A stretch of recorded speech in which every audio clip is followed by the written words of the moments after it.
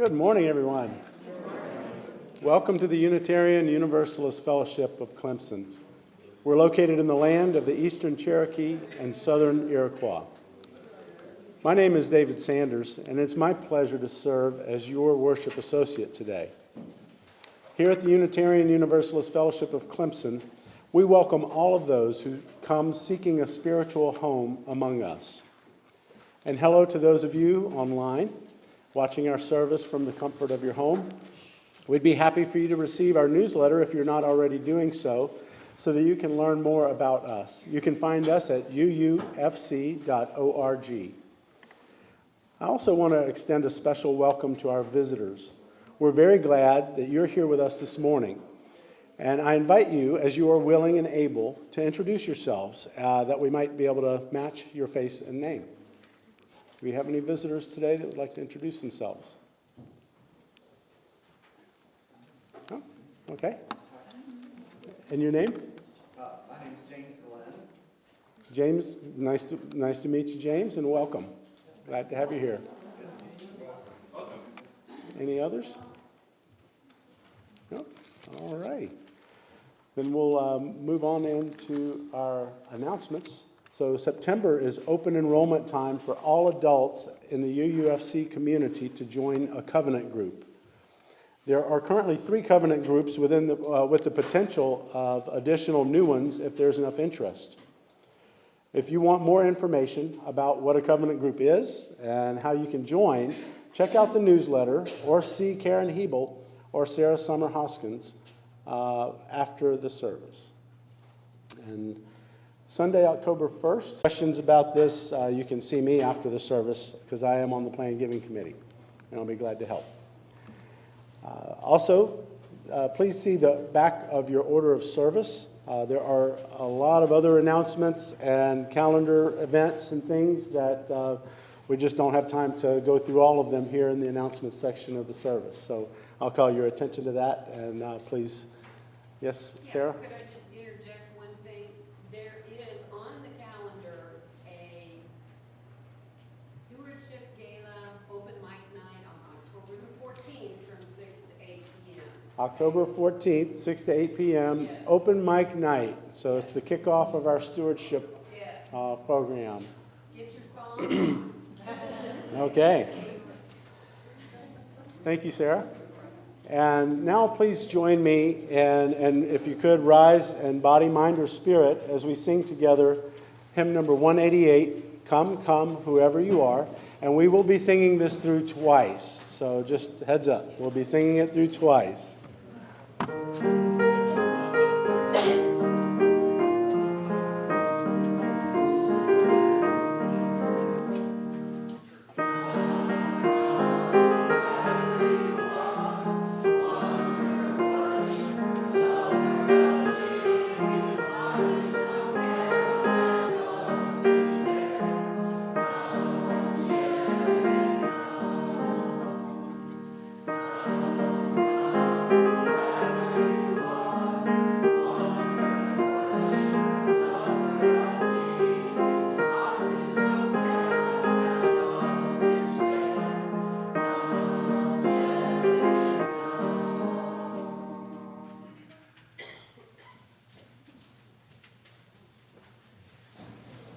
Our opening words come to us from Unitarian Universalist minister Gretchen Haley, who co-ministers the Foothills Unitarian Church in Fort Collins, Colorado. Every little thing that breaks your heart is welcome here. We'll make space for it. Give it its due time and praise. For the wanting it represents the longing for something more. Some healing hope that remains. Not yet. We promise no magic, no making it all better, but we offer only this circle of trust, this human community that remembers, though imperfectly, that sings and prays together, though sometimes awkwardly. This gathering that loves, though not yet enough. We're still practicing after all. Still learning, still in need of help, and partners, still becoming able to receive all this beauty, all these gifts we bring to each other. Come, let us worship together.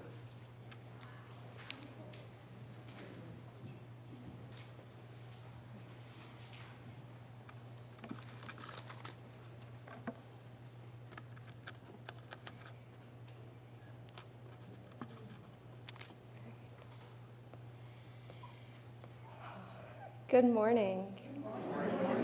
I am the Reverend Holly Brown. My pronouns are they, them, and I am still your newly called minister here at UUFC, and it is a delight to be with you here this morning. I have our chalice lighting words and our affirmation, and I've asked Cody if she would come forward and help me with lighting the chalice while you all join in reading our affirmation words together. They can be found in your order of service. We gather together in a spirit of love, with justice as our guide. This is our chosen covenant, to dwell together in peace, to seek the truth with freedom, and to care for one another.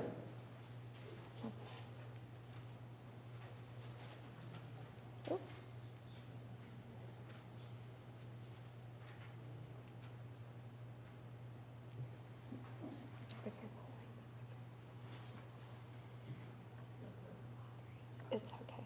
We can put this out. All right.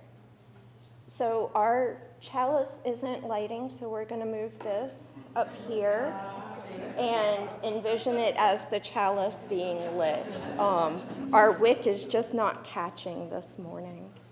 Thank you, Cody. And Karen has our time for all ages.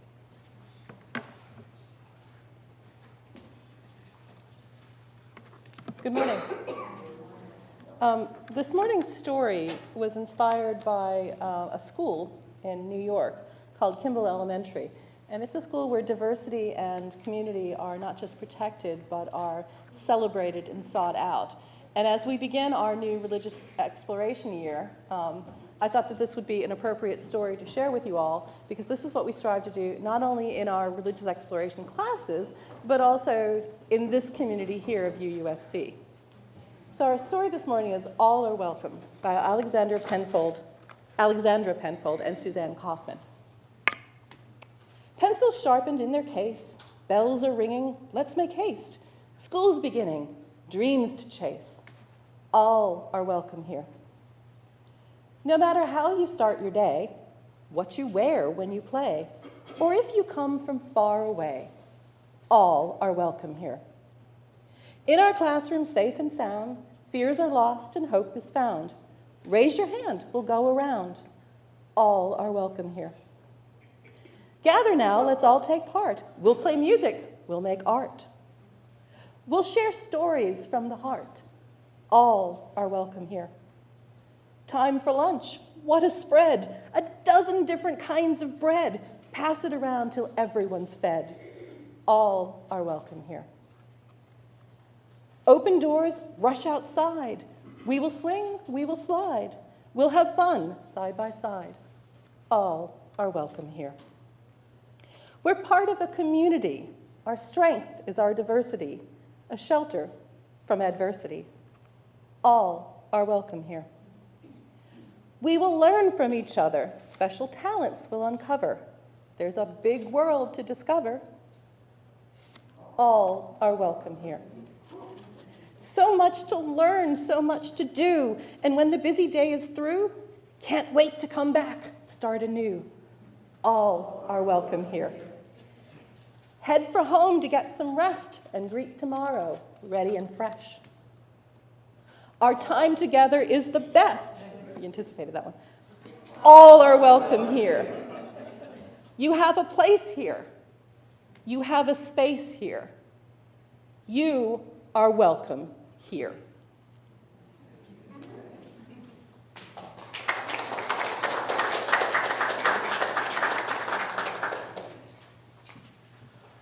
Now it's my turn to get back up here. This is the time that we set aside for the offering in order to give toward the financial vitality of our community.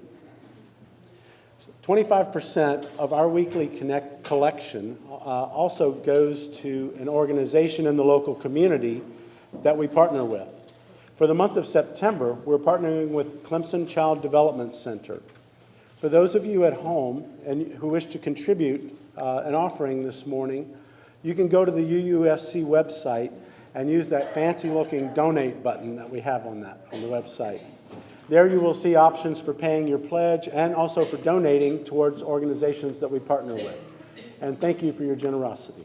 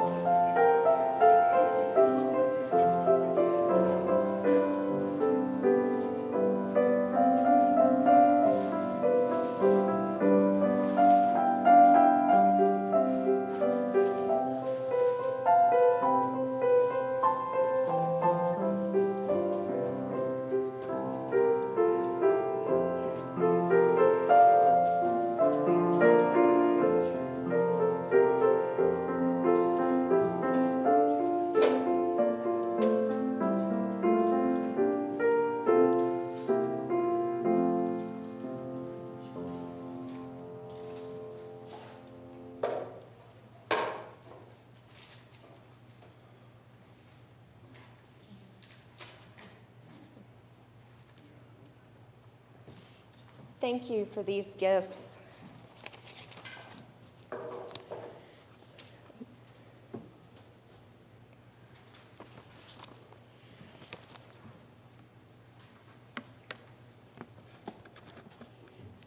The sharing of our joys and concerns is a moment of sacred sharing of ourselves with one another, whether they are read aloud or kept quiet and tender upon our hearts during this shared time. It allows us to hold one another in love and care. It is a time for us to share the joys and celebrations as well as our sorrows and concerns. It is a reminder that we are not alone and that we are cared for. As I read these joys and concerns, I've asked Dave to place a stone into this shared vessel, which represents a community of caring. Sarah Summers Huskin is thankful to have Day in our bingo group. Yes. And Elaine Faithful shares a joy. The little town of Central is growing. And a concern from Demetra Briscoe, a dear neighbor, Ingrid, and her mother, who has cirrhosis of the liver, to keep them in your thoughts and prayers. Have a joy from Tom Hebel that his mother, Martha Hebel, turned 89 on August 30th. Happy birthday. Have a note from Nancy and Bing for a concern. Our customer and friend of 20 years, Joe Szyminski, is that? Okay. Was murdered in his Maryland home this week. His accused murderer, a Pennsylvania man, has been arrested. Joe leaves behind 2 children, 10 and 9. He's a devoted father, Joe moved to Maryland even though his work was in DC to give his children a better environment and a big backyard. Mhm. Joe was one of the good ones.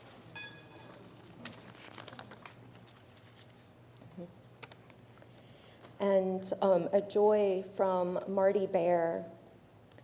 My older brother made it through radiation and was scanned cancer-free. He is coming to visit this week.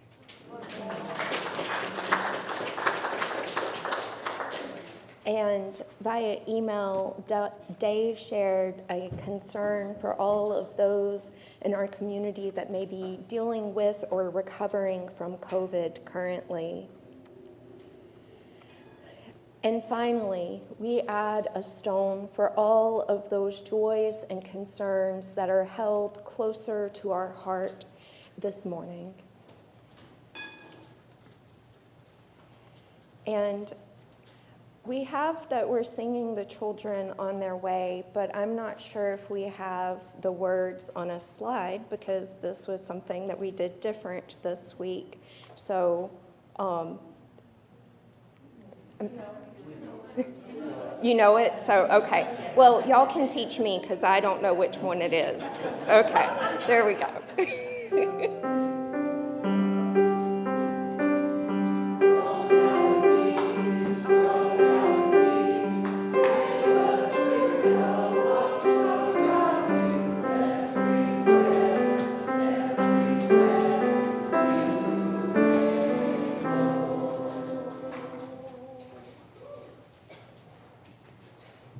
Okay, so I do know that. I just didn't know that that's what y'all do.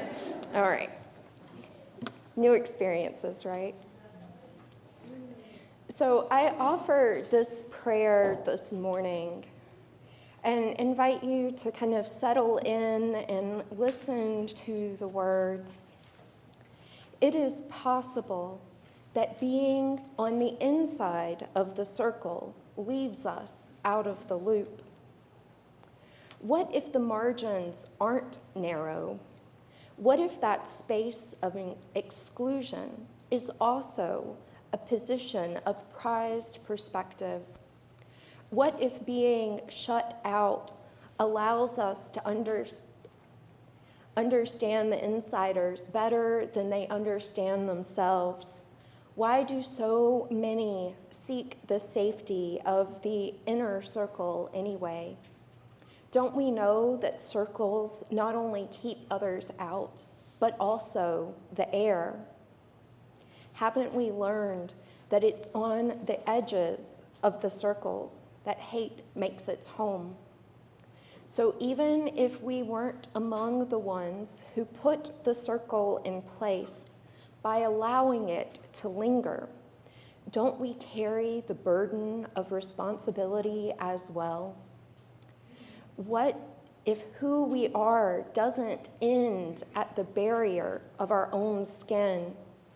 What if sin is believing that you can put the puzzle together with only the pieces that belong to you? What if heaven is the moment that you realize that none of us can get there alone?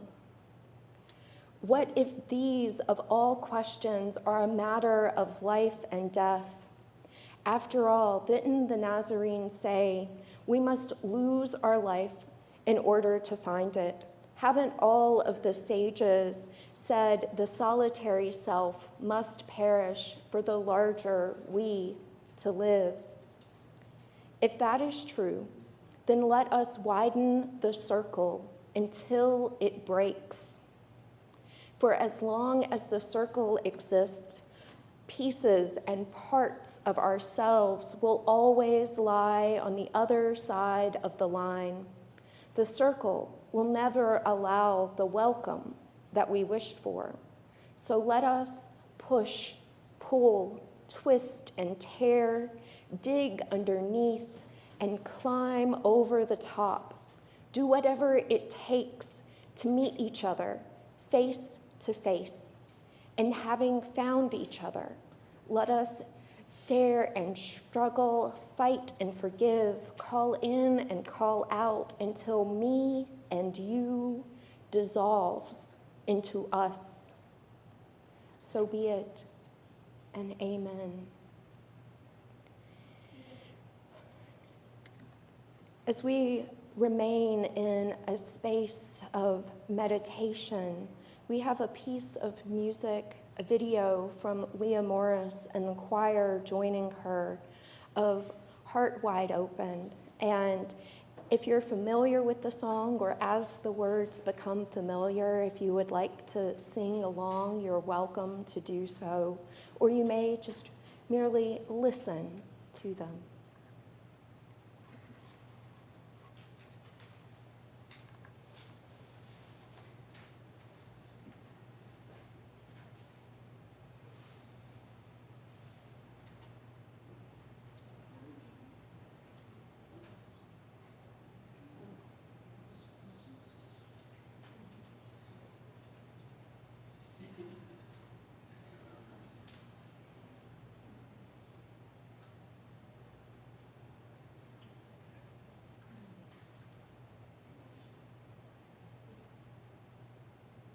Sorry, 1 second.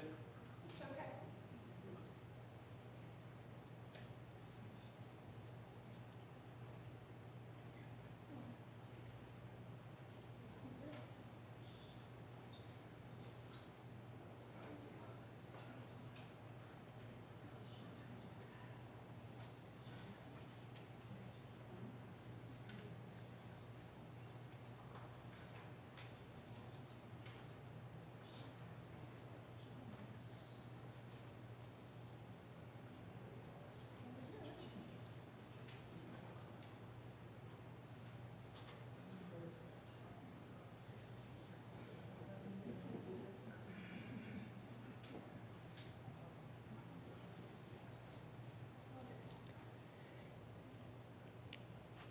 Technology is lovely when it works, and as we work on getting the video where the audio will play, I invite you to just sit in this moment.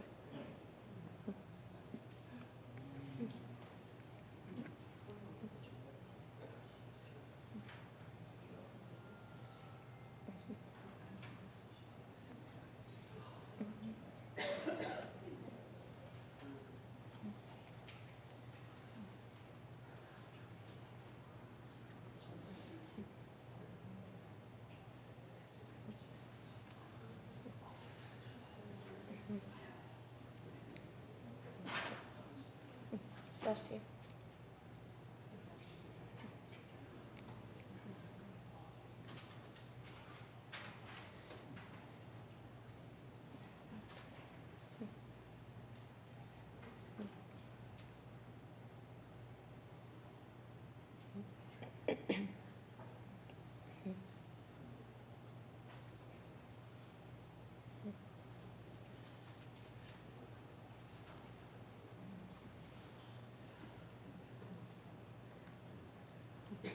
This is a beautiful piece of music, and I wish that I could sing so I could lead us through it more a cappella, but technology is such that it is that we're going to have to skip this piece today just because we can't get it up and going. I hope that we'll maybe be able to share it at another time.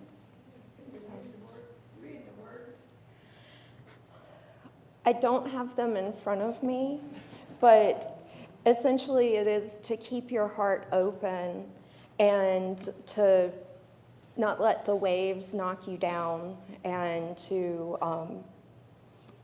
that it's important to have that connection and to keep, let's see, we got it? No, okay. I was trying to play with subtitles, but I can't get that either. Okay. I'm sorry. That's okay.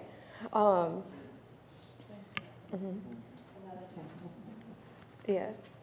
I will definitely make sure that we share it during another service. I'm sorry that we don't have that working today. It's okay.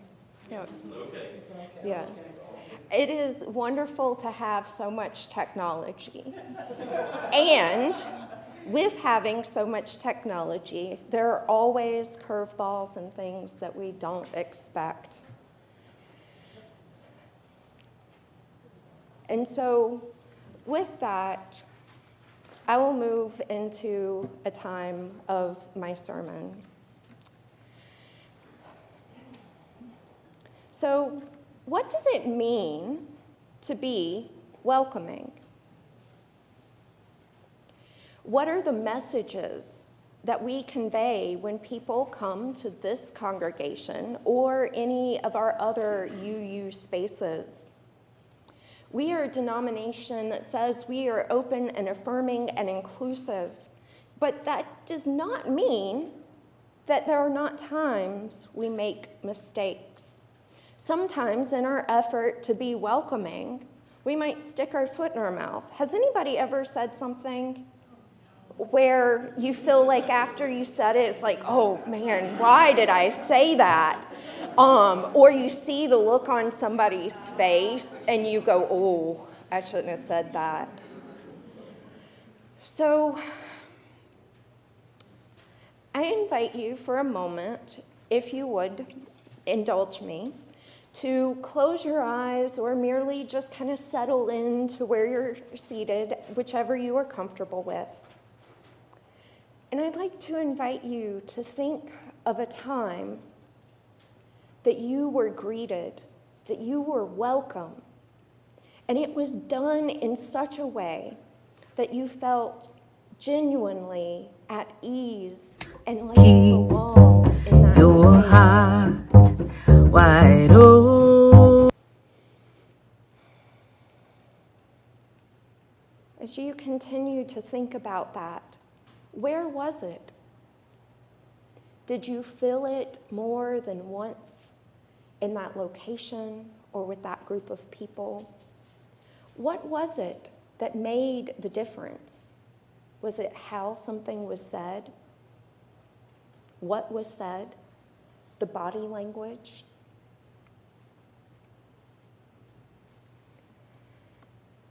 Now, if we shift our focus for a moment, is there a time that you didn't feel comfortable?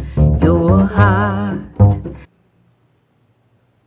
What were the signals that led you to feel less welcome in that space? Was it connected to one or more of your identities? Maybe it was being a woman in a space filled with men,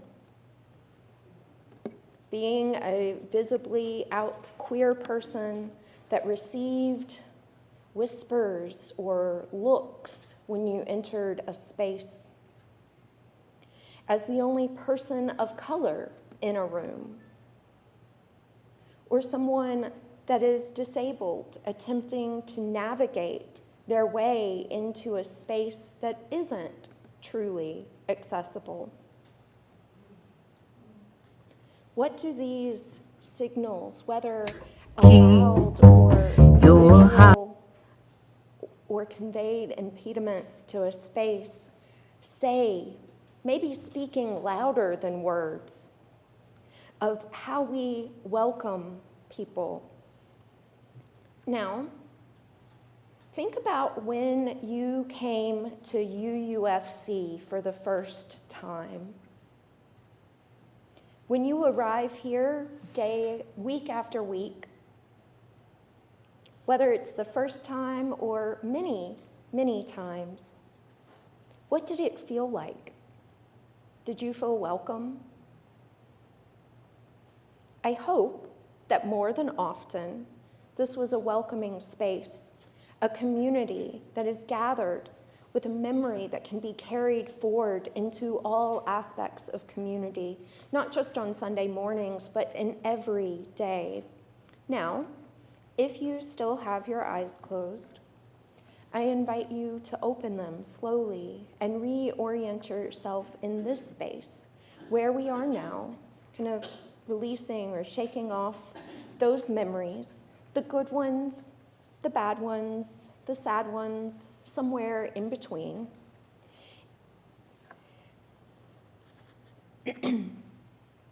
Say you were a first-time visitor to a congregation like this one, and you were to approach the door and let yourself in. No one was there. No one welcomed you. No one oriented you to where you were supposed to be. Maybe you look at your time and wonder if you're even in the right place or the right day or the right time. So obviously, that wouldn't be very welcoming, right? But there are many other things that we don't think about in the same way that might convey similar messages. It might be a look, an overheard comment, an assumption based on how someone looks when they arrive.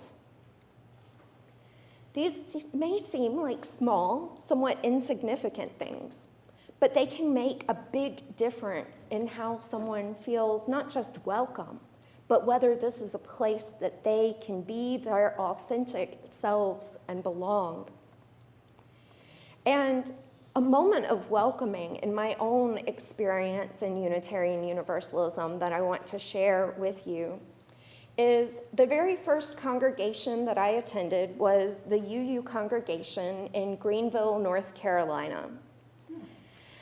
And I was new to this faith. I hadn't known that it even existed before then. And I was married, living near Greenville at the time. And soon thereafter, I went through a divorce that led me to live further away. And I wasn't able to attend as often.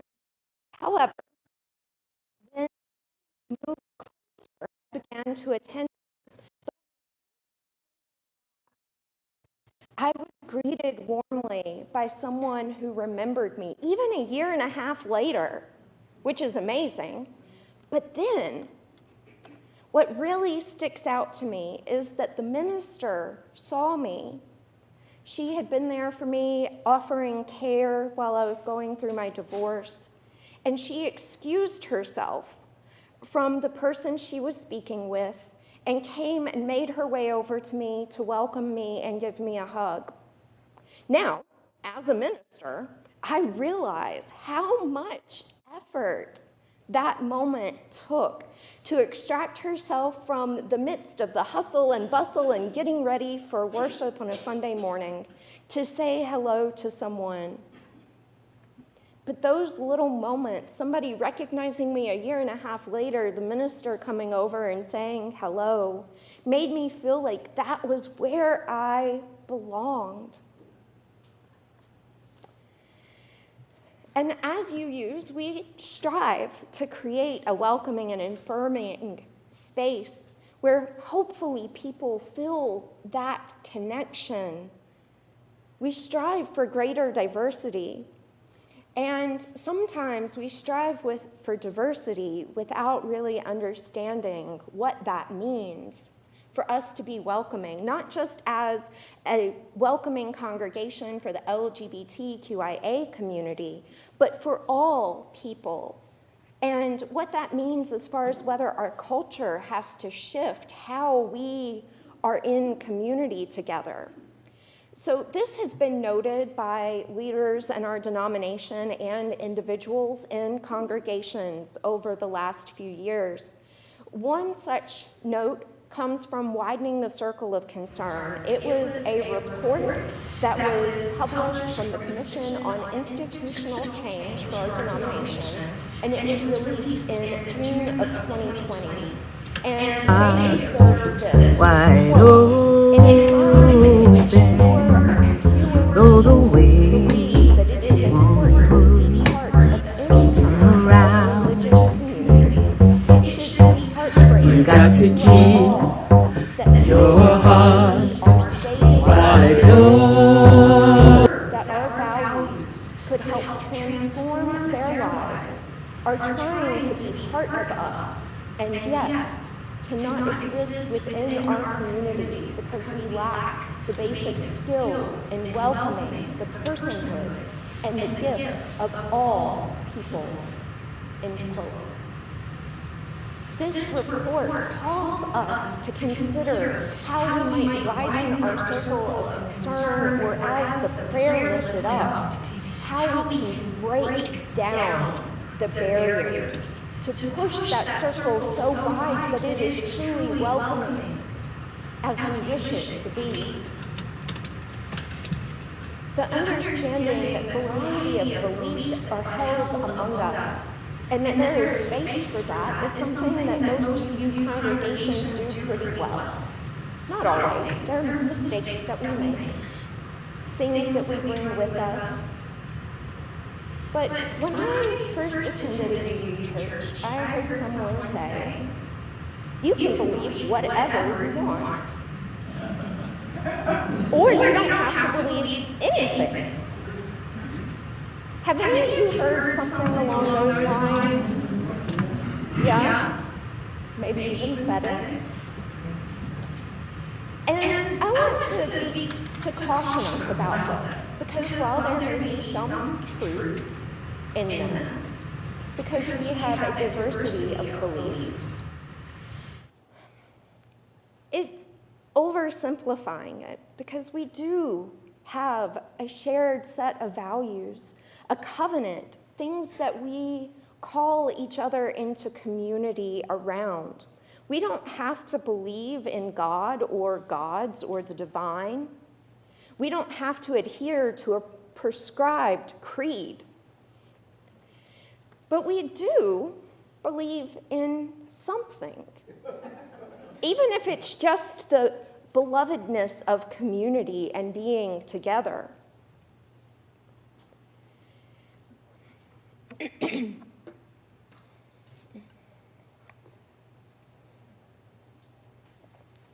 We have to be willing to make those promises in order to affirm the inherent worth or worthiness and dignity of others. We have to be willing to accept them for who they are.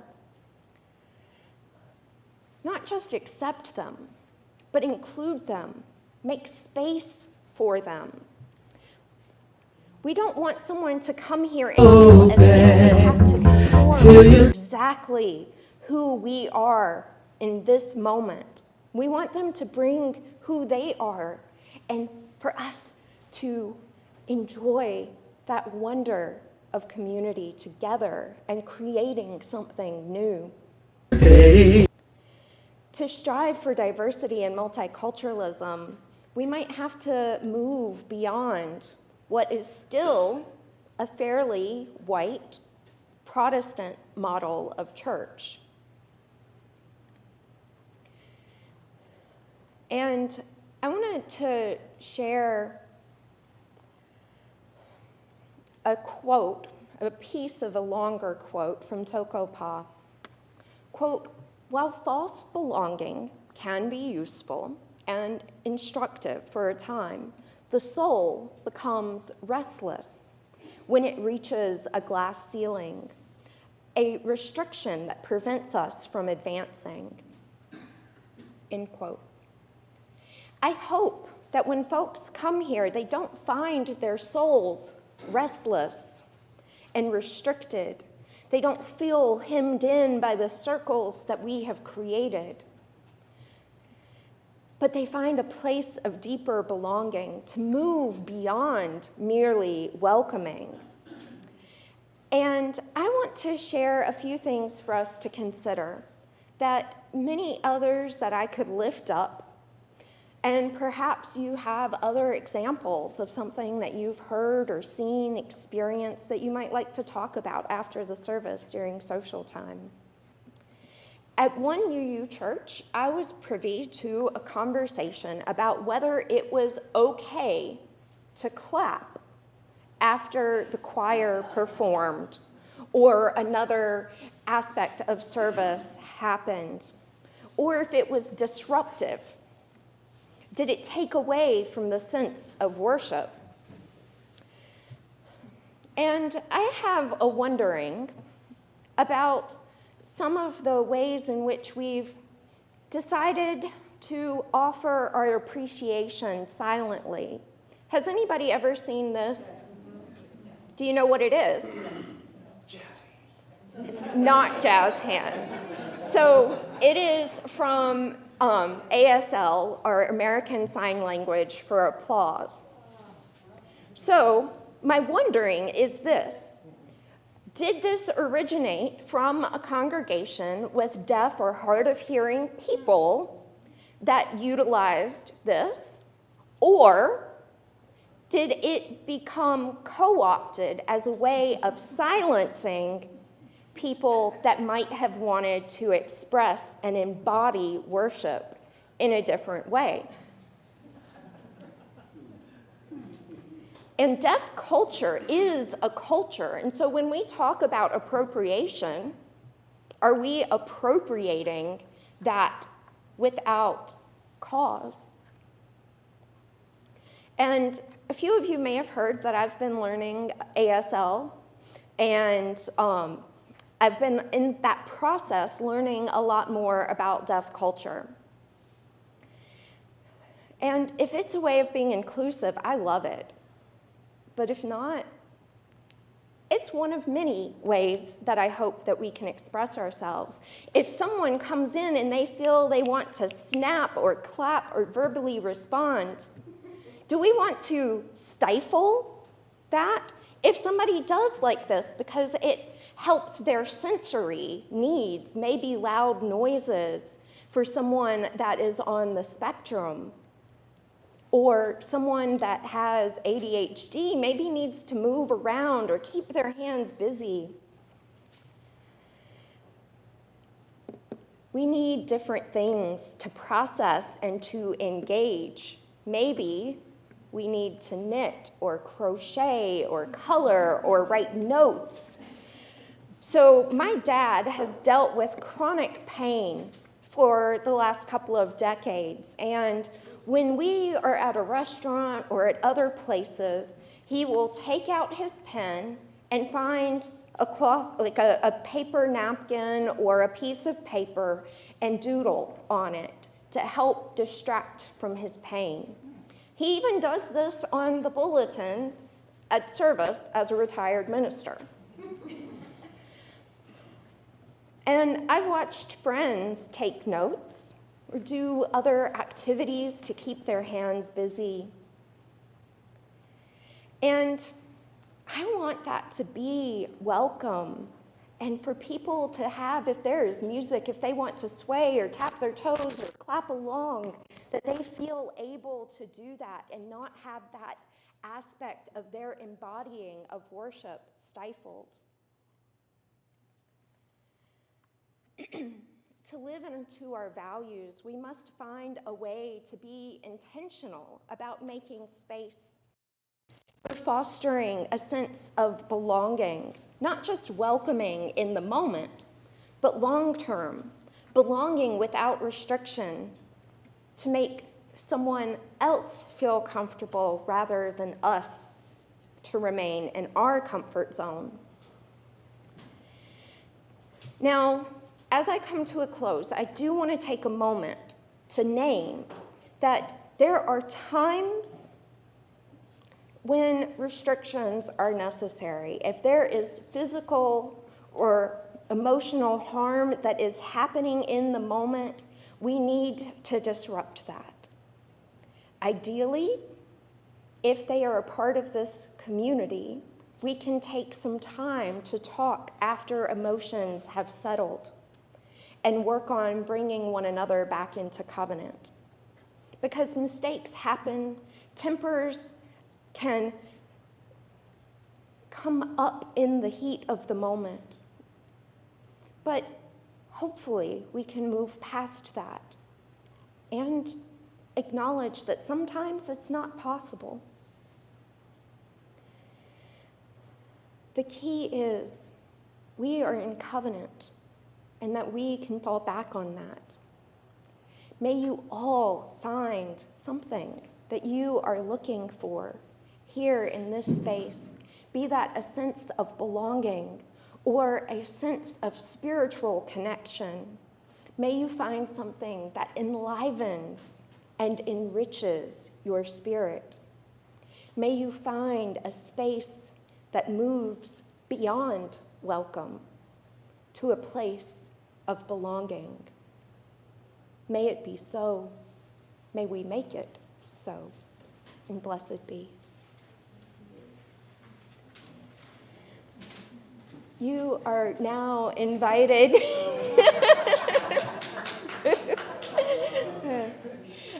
You are now invited to rise in body or in spirit, wherever you are, to join in singing, "We Are Not Our Own." The words are in the gray hymnal and will be shared on the screen.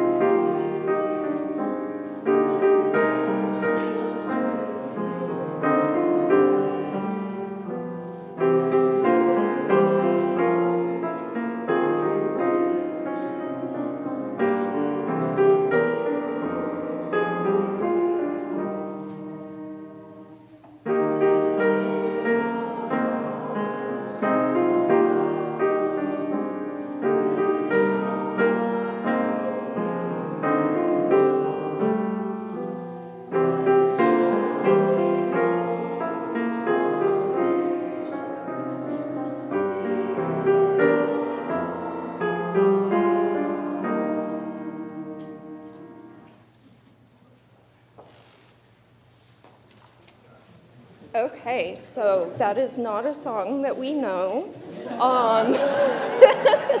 and that's okay.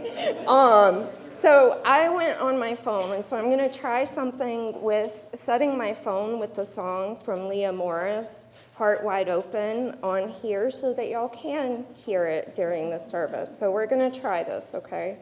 Your heart wide open, though the waves wanna push you around. You gotta keep your heart wide open till your faith brings you back to solid ground. I'm gonna keep my heart. I'm gonna keep wide open. I'm gonna keep my heart wide open. Though these waves wanna push, though they want me around, though the waves wanna push me around, I'm gonna keep my heart. I'm gonna keep wide open. I'm gonna keep my heart wide open till my faith brings me back to solid ground. Until my faith brings me back to solid ground. We gotta keep our heart. We gotta keep wide open. We gotta keep our hearts wide open. Though these waves wanna push us around, though these waves wanna push us around, we gotta keep our heart. We gotta keep wide open.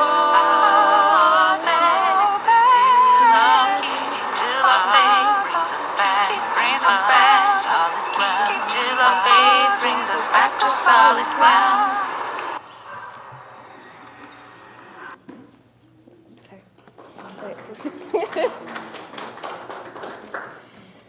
All right. So better late than never, right? So with that, may our faith take us back to solid ground. May we keep our hearts wide open, not just here in this space, but everywhere that we go in the world. As we extinguish this chalice, may we carry the fire of commitment and of community with us until we are together again. Go in peace and return in love.